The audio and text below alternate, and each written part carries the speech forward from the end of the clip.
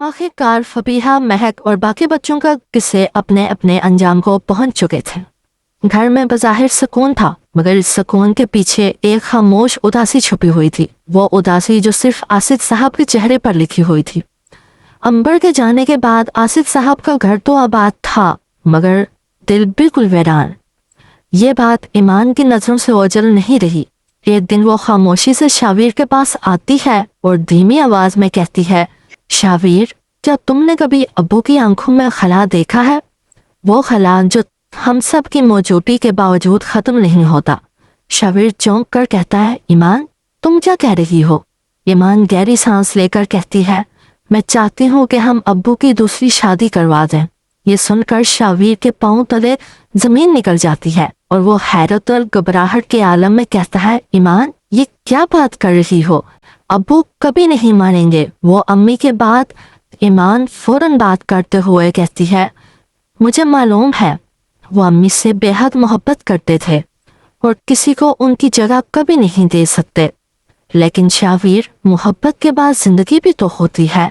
वो रुक कर कहती है, हम सब अपनी जिंदगियों में मसरूफ हैं, कोई फबीहा के साथ, कोई महक के साथ, कोई अपने बच्चों के साथ, लेकिन अब्बू आज भी तन्हा है। ये बात शावीर के दिल में तीर की तरह लगती है। वो आहिस्ता से कहता है, शायद तुम ठीक कह रही हो।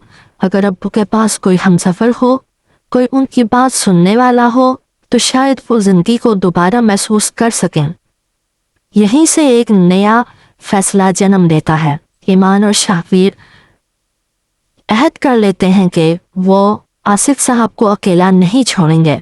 कुछ दिनों बाद ईमान हिम्मत जमाकर आसिफ साहब के पास आती है। आसिफ साहब कहते हैं, हाँ बेटा, क्या बात है? ईमान और शावीर एक दूसरे की तरफ देखते हैं। फिर ईमान आहिस्तगी से कहती है, अब्बू, हम चाहते हैं कि आप दूसरी शादी कर लें। एक लम्हे को कमरे में मुकम्मल खामोशी छा जाती है। आसिफ साहब के चेहरे का रंग बदल जाता है। वो सख्त लहजे में कहते हैं, ये कैसी बातें कर रहे हो? मैं इस उम्र में शादी क्यों करूँगा? क्या तुम लोग मुझे बोझ समझते हो? क्या मैं तुम लोगों पर बोझ हूँ? शावीर घबरा के कहता है, नहीं अब्बू, ऐसी बात नहीं है।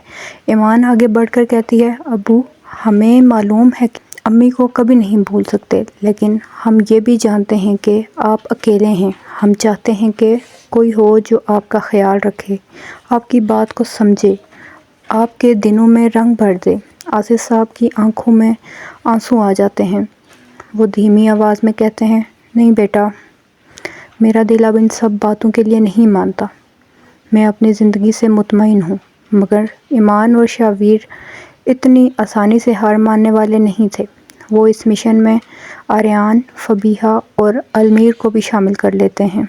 तीनों भाई पहली बार एक मकसद के लिए इकट्ठे होते हैं, अपने बाप की खुशी के लिए, अपने बाप को तन्हाई से निकालने के लिए। और यहाँ से शुरू होता है एक नया खेल, एक नई कहानी और एक ऐसा राज जो पूरे ख़ानदान को हिला कर रख देगा। क्या आसिफ साहब वाकई दूसरी शादी के लिए राज़ी हो जाएंगे? कौन होगी वो औरत जो अंबर की जगह नहीं मगर आसिफ साहब की ज़िंदगी में नया बाब बनेगी? और क्या ये फ़ैसला ख़ानदानों को जोड़ेगा या एक नई जंग छेड़ देगा? जानने के लिए क्या आप सीज़न 2 देखना चाहते हैं या नहीं? कहानी का इख्तिताम होना चाहिए यहीं पे। अपनी राय कमेंट्स में ज़रूर दीजिएगा।